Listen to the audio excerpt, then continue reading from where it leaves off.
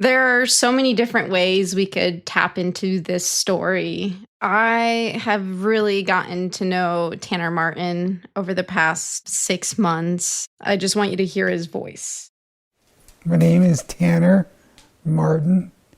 I just turned 30. I have stage 4 colorectal cancer. I was diagnosed when I was 25 in the year, was it 2020? Yeah, in 2020, November of 2020. What was life before cancer? Life was awesome. I was on my way to graduate and to apply to a grad program. I was working a lot and I was doing pretty good in it. And just in most aspects of my life, I was very pleased with how it was going. You know, in a lot of ways, he's just your average 30-year-old. He's obsessed with Star Wars and he loves video games and, really cherishes quality time with his family and his wife, Shay. We're home a lot because Tanner's sick, but we've also done a lot together. We've renewed our vows in Ireland and we've traveled to Italy. I think sometimes when people get told they're going to die, they stop living, like right then, So I don't let cancer control me.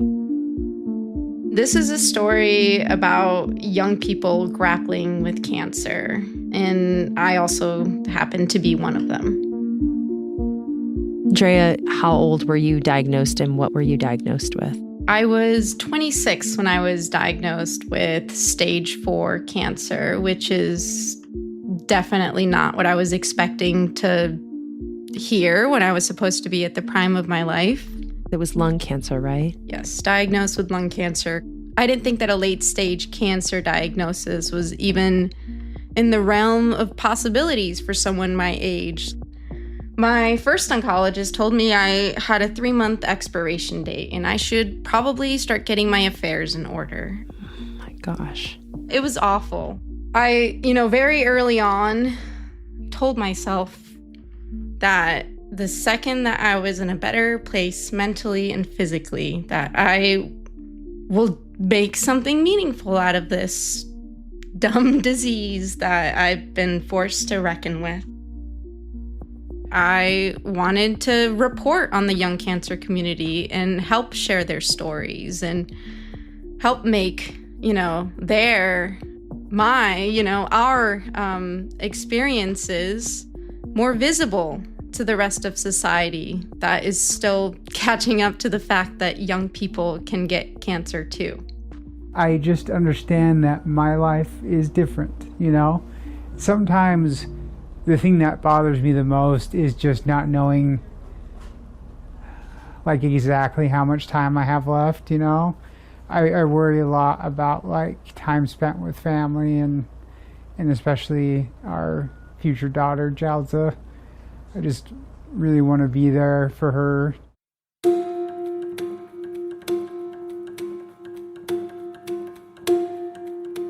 From the newsroom of The Washington Post, this is Post Reports.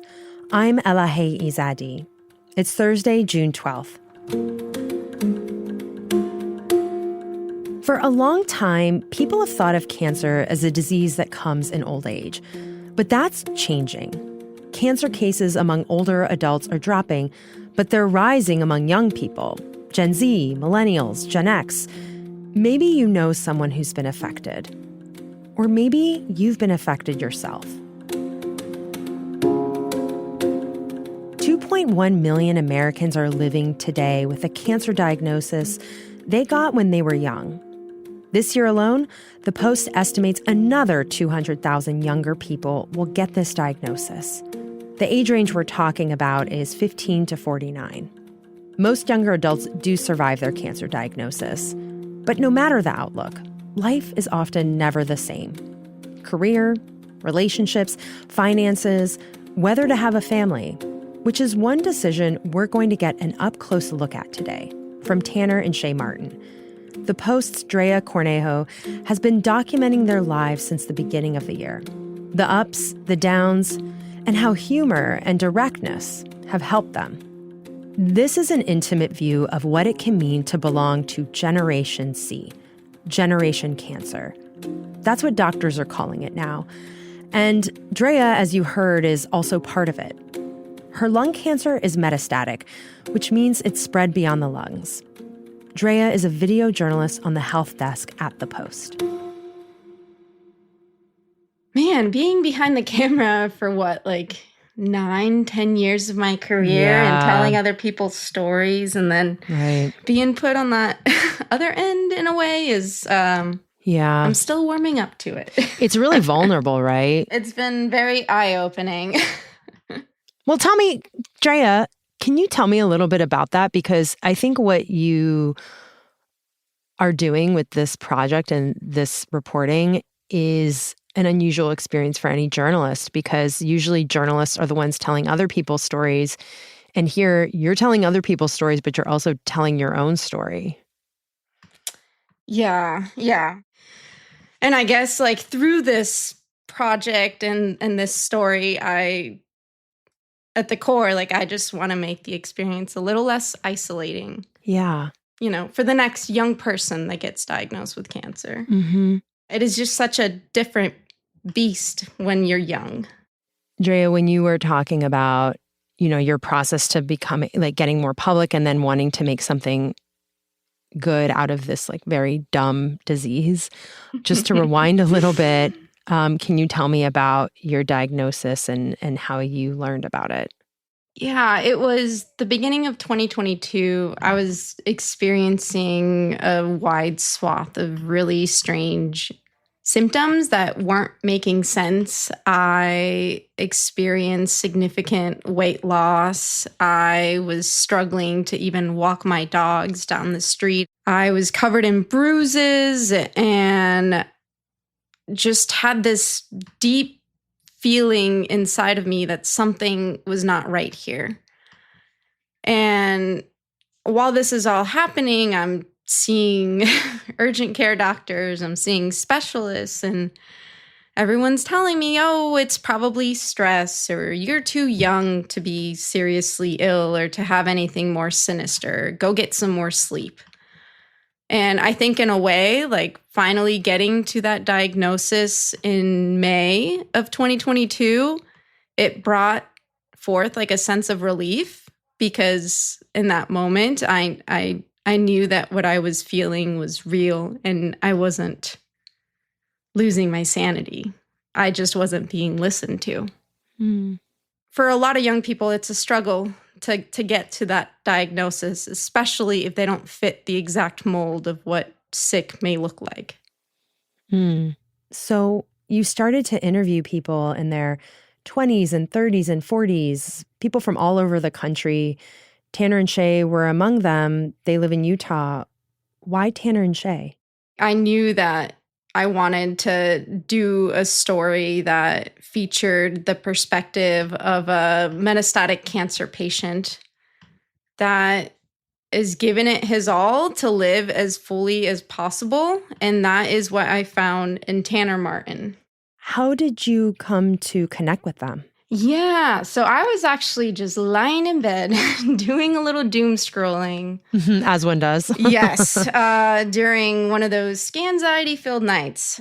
Sorry, and what is scanxiety? Oh, it is super fun. Usually a lot of patients will experience this increased sense of doom, sorry to be so dark, or just overwhelming feeling of anxiety surrounding scan times, which is routine imaging that shows if your cancer has shrunk, if it's progressed, if it's stable. So yeah, I was, just lying in bed doing a little doom scrolling during one of those nights when I first stumbled upon their TikToks. And they were talking with raw honesty and this surprising humor about things that I hadn't been able to really say to the people closest to me. Continuing the series of planning our funeral in our 20s. They were just, I don't know, here they were, in front of millions of strangers. Hello, it's me, Tanner, in a voiceover, just calling to let you know that we do have an Instagram and YouTube account. The handle is just Tanner and Shay, and we need you desperately to follow it so the cancer doesn't win. Drive with us to go shopping for cemetery plots. Smile so big! It's a video. Talking about headstones, talking about burial plots and legacies. But yesterday, when I was getting admitted to the hospital, they asked me about my DNR. For those of you All the sort of impossible decisions you have to make when you're young and living with a terminal illness, while also showing what cancer can and cannot take from people. To this day, I am 3 years into survivorship, and I can't even bring up the word death around my family. And as a country, like, it is just so taboo to talk about death or end of life planning or getting your affairs in order. So meeting them and seeing just how candidly they were talking about this very taboo thing, it was surprising. Yeah. And you know, like the first time I walked into their apartment, they gave me a little tour, and there on their fridge, for instance, was a pamphlet with their hospice service info. And it also happened to be right next to an ultrasound photo of their baby that they were expecting. And yeah, we heard that Tanner, he said he was 25 when he learned he had stage 4 colon cancer. And he's now 30. Drea, what else should we know about him? Tanner takes a lot of pride in his native heritage. I've gotten to join him and his family over Navajo tacos, and I got to hear about what he was like as a kid. And he's always been the type of person that waves at strangers and has a big goofy grin on his face. And that's something that, you know, Shay has said drew her to him. And how did he and Shay meet? So they actually met as teens through church activities. Tanner and I first met when he was a Christian religious missionary in Mesa, Arizona, where I'm from. Shay and I are both members of the Church of Jesus Christ of Latter-day Saints. I think what first drew me to Tanner was his smile. It's very big. And they ended up reconnecting as adults. And then after about 5 years, we reconnected, and I came up to Utah to hang out. They tried being friends and obviously saw that there was something more. It did not take. Yeah. And then we made out, and then we started dating, and then we got married. Shay has a really powerful personality. She's not afraid to ask for what she wants, but she's also not afraid to work. She's basically everything I'm bad at, Shay's really good at. So you guys complement each other very well? I think so. So then they're together as a couple, and then he gets this diagnosis. Yeah, it was devastating for them. They wanted to open a therapy practice together. They always envisioned themselves having a couple kids and getting their own home. But cancer put them in this holding pattern for a while, especially the first couple years. Those were a blur for them. Doctors didn't give him an exact timeline, but they did make it clear that his condition was incurable.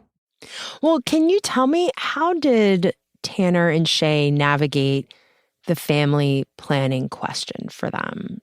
Yeah, so after Tanner's diagnosis and the severity of his illness and all the harsh treatments that he was going to have to endure, they decided to bank his sperm and try IVF down the road if his health ever stabilized. And it was too touch and go for them for the first couple years. But last year, when his health seemed to stabilize and his oncologist was optimistic about the treatment, they finally decided to go through and plan for a baby.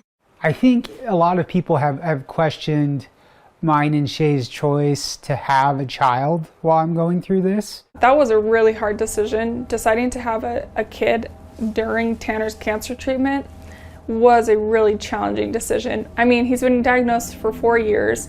We took at least 2 years, the past 2 years, to think about having a kid, just because I'm a mental health therapist and there's a lot of statistics about single parent and, losing a parent and stuff like that. So we took a lot of really intentional time to think about it, because we obviously want to give our daughter the best chance and the best opportunities. So we had a lot of discussions. I did a lot of personal research. We had a lot of conversations with our family. At first, I really struggled with the idea of having kids because I wasn't sure how I got cancer. Like, what if it's a gene and I'm passing it on? And that doesn't feel super fair. And also the idea of like almost intentionally putting someone in a one-parent household. Ultimately, Shay and I decided to pray and to talk about it, and my prayers were very much like, I would love to have a kid, but I'm also scared of what if I leave this kid with an illness, or what if I do this or that, and I just felt peaceful about it. They had to have a lot of difficult conversations, and at the end, they were comforted by the fact that, they could check via IVF, that his cancer wasn't something that could be passed down to their kids. There wasn't any gene he could pass down, and they were able to make sure that, the embryo was healthy, and they were comforted by the fact that they could choose the sex of the baby also, because they both come from the therapy world, and they decided to choose a girl because research showed that children in single-parent households, they do better if they're the same sex as the one parent. And then they were also comforted by the fact that they have such a big supportive family. So last year, after, thinking about whether or not they have a baby, they decided to go through with it, and they went to a fertility clinic. Guess what? Look. There's this really heartwarming video that they actually uploaded on TikTok that shows the moment that Shay shows Tanner the pregnancy test. I think he was just waking up from a nap. It was a chemo week, if I recall correctly, from what they've shared. Which means he was like getting treatment and is really tired. Yes, very, very tired. And just seeing his face light up and, the excitement. Hey, there's 2 lines. You got the bun in the oven.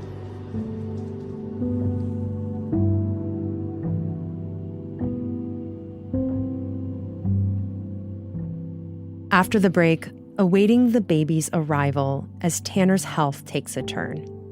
We'll be right back.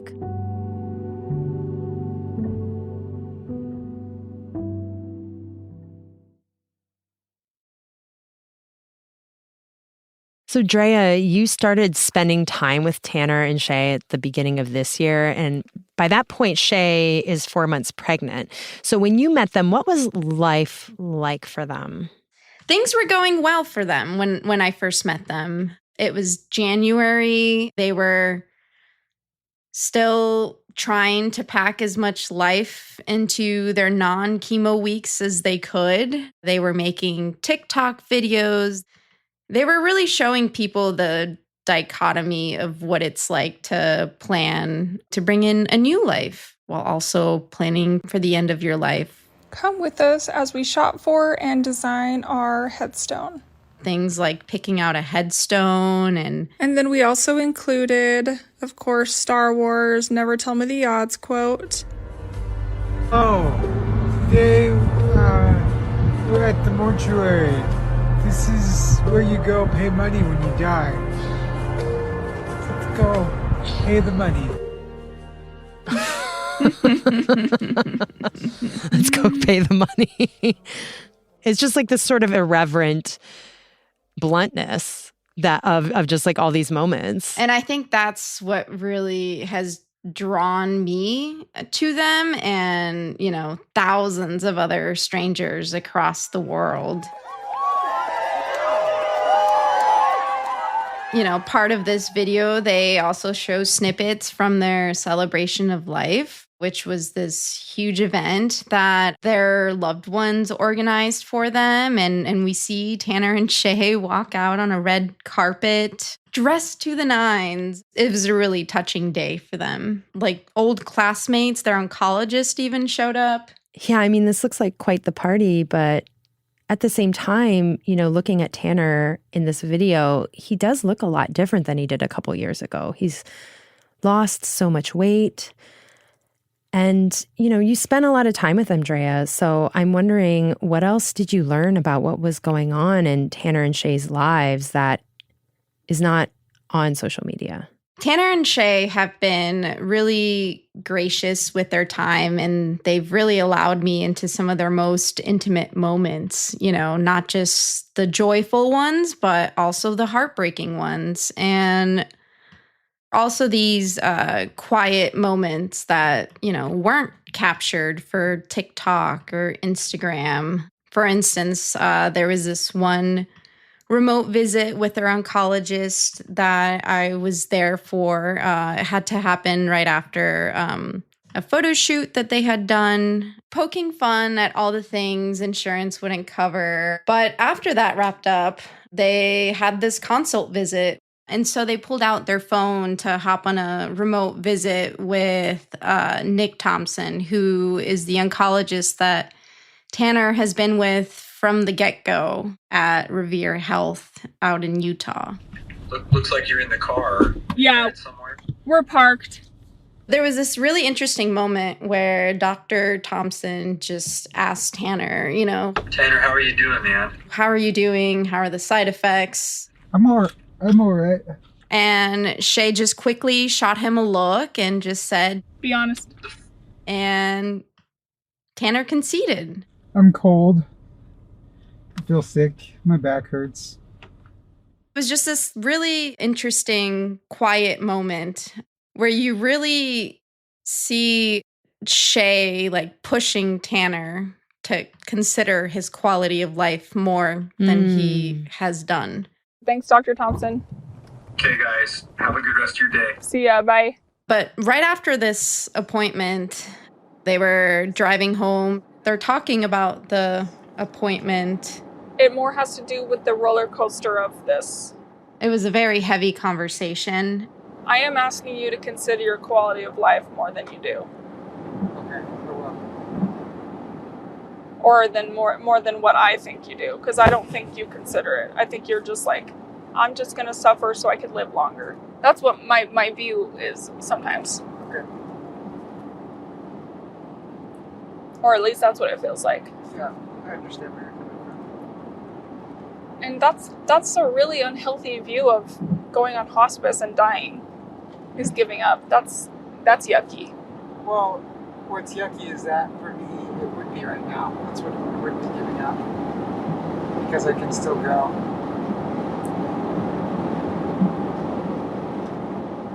So I'm just going to do anything I can to beat Jalta. And then after Jalta's born, I can stop treatment if you want.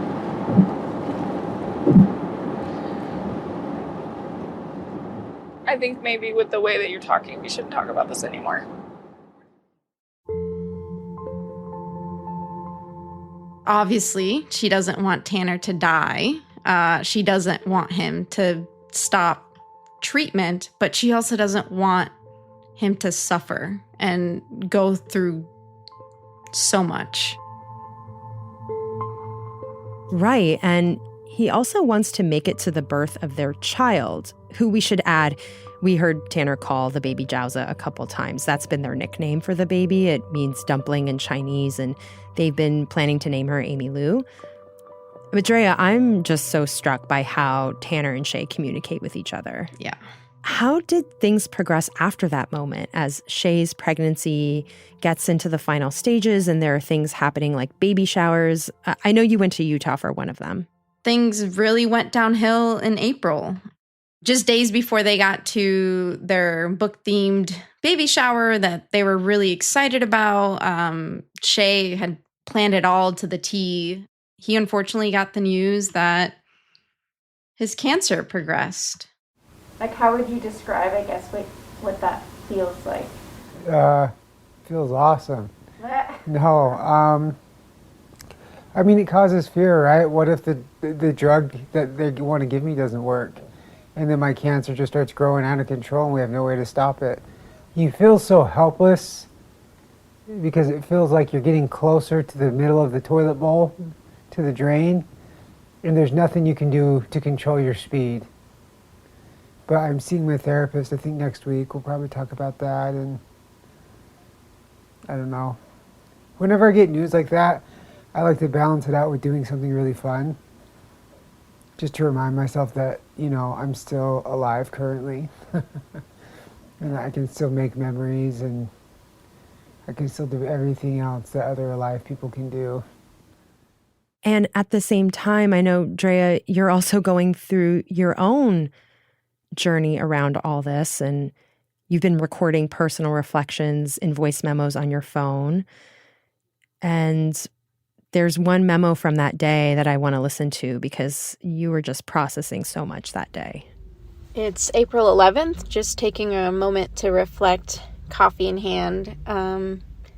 It's been over a month since I last saw Tanner and Shay, and unfortunately this trip has not started the way any of us had hoped.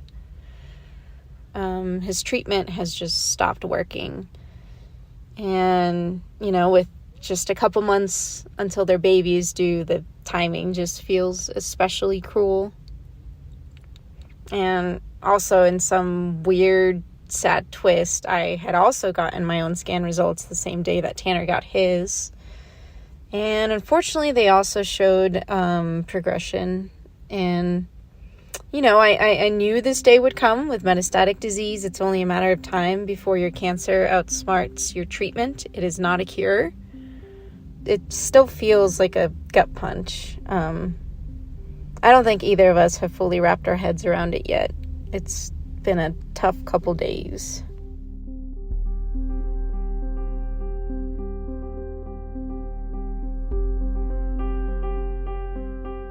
Drea, that was in April, and I want to continue learning more what happened with Tanner and Shay. But before we do that, can you just tell me, how are you doing today? Yeah, it's been a rough couple months. That April scan had showed some progression in my brain. And so it was just clear that it's time to switch drugs. And that's always terrifying because you don't know, is that drug going to work? What sort of side effects are you going to have to deal with? What will your new normal look like? And as you're navigating all those new side effects, are you going to have to get more medications to cope with the side effects? But I've been on my new drug for a month now. It seems to have a good grasp on most of the new lesions, so that's good. Yeah. But we shall see in a couple weeks when I get my chest scan how things are doing. Yeah, I have had a lot to learn from Tanner and Shay, and watching them sort of navigate, this emotional whiplash that comes with a cancer diagnosis. I don't know. This is a way for me to connect with another human being who's going through this very similar thing that I'm experiencing. And, we were talking about how Tanner and Shay were doing the duality of getting this news about the progression, his treatment and how that was going, and also getting closer to the due date. How were things going for them? So April, Tanner gets the bad progression news. By the time I had arrived, he still hadn't processed things, much like I hadn't processed things. But he still wanted to just push through. They had a baby shower to get to. They had a baby room to finish decorating. So between him and his doctor, they looked at another drug that could maybe serve as a bridge between now and the birth. Tanner is getting sicker as the days tick on. The old chemo regimen had led to a lot of fluid retention issues that were very, very difficult on his body.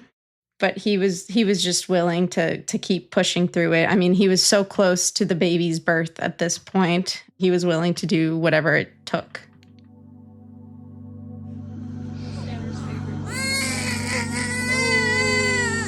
It's okay. It's okay. And then the baby was born, May 15th. You're Shay's daughter.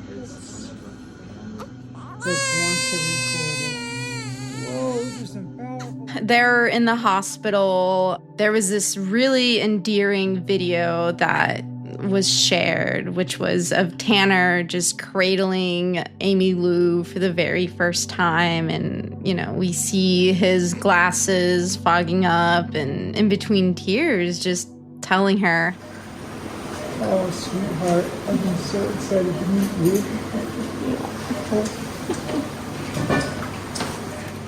how excited he is to meet her.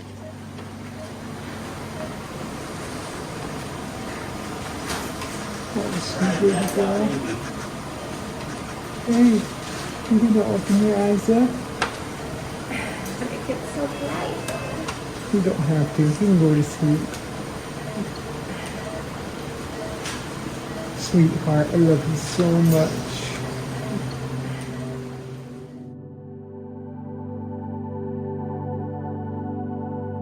Drea, I'm like a mess right now. Oh my God. Yeah, it's...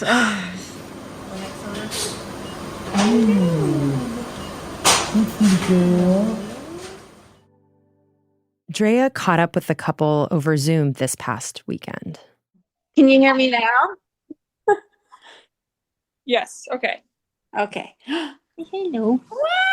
Wow, so cute. There she is. My goodness. How old is she now? She's 3 weeks. 3 weeks. Hello. There's Tanner. He has a bloody nose. Tanner?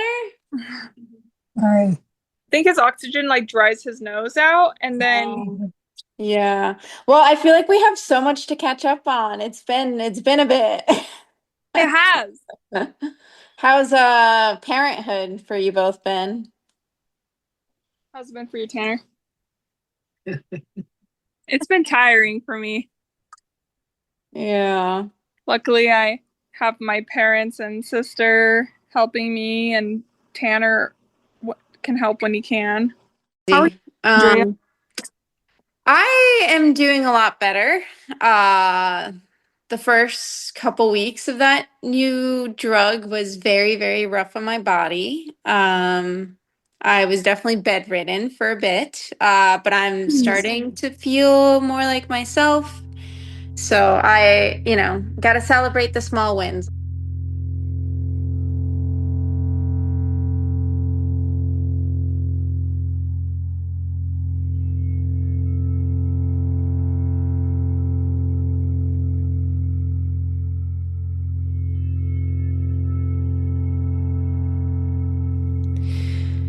Drea, after you spent this much time with Tanner and Shay and did this reporting, how did you come out as a different person?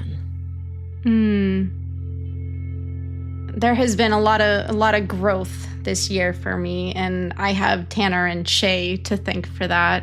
I mentioned earlier I'm going into 3 years of survivorship, and it's a constant battle of how to wrangle control back from this insidious disease that doesn't want to get evicted.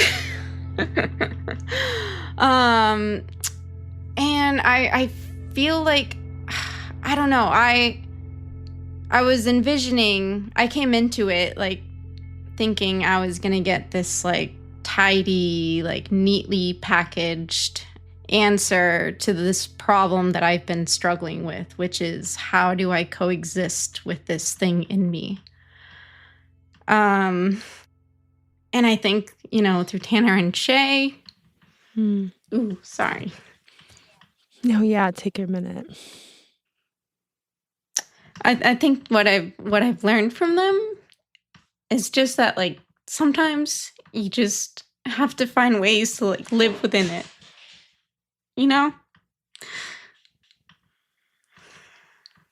And just stay in the present as best as you can and live with intention as best as you can. Oh, it's hard. Cancer is hard. It's the worst. It is. And I just think it's important that we get people talking about it. I mean, Drea, just for me to get real, like, I shared this with you last week, but I haven't here. I had my own very early stage breast cancer diagnosis. I'm also a young adult. I guess I'm part of Generation C. And I just have so appreciated your reporting this story and lessening the stigma by talking about your own experience. I'm told I'm completely in the clear, but I very much relate to what you were saying about how you come out of this experience a different person, no matter what stage you're diagnosed with. Yeah. I mean, survivorship isn't just some neat chapter you move into after the shock of it all wears off. It's a work in progress.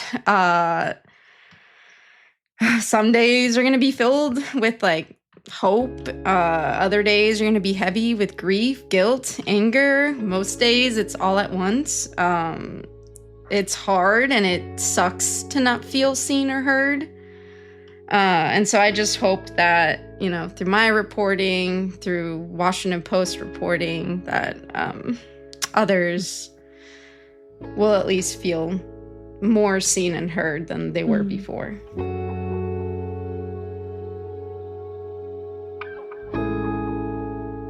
Well, Drea, thank you so much for sharing your reporting and taking your time out. And I hear a little dog in the background, so maybe I should leave you to the dog.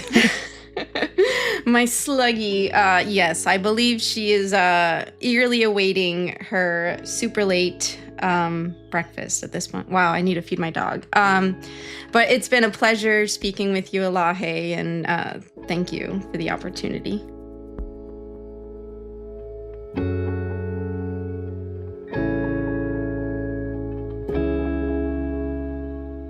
Drea Cornejo is a video journalist with The Washington Post. You can watch a video documentary of Tanner and Shay's story on the Post's website. There's a link to it in our show notes. And also, there's a special comic about what it took for Drea to finally receive her diagnosis. We'll have a link to that as well. Our reporting on Generation C will continue later this summer. Today's episode was produced by Alana Gordon. It was mixed by Ted Muldoon and edited by Renita Jablonski, with additional editing by Lynn Bowie, Mary Ellen Diley, and Dan Keating. Additional reporting for this story came from Dan, Ariana Cha, and Julia Wall. Special thanks to Wendy Gallietta, Whitney Leeming, Jessica Koselniak, and Stephen Smith. That's it for Post Reports. Thanks for listening. I'm Elahe Izadi. We'll be back tomorrow with more stories from The Washington Post.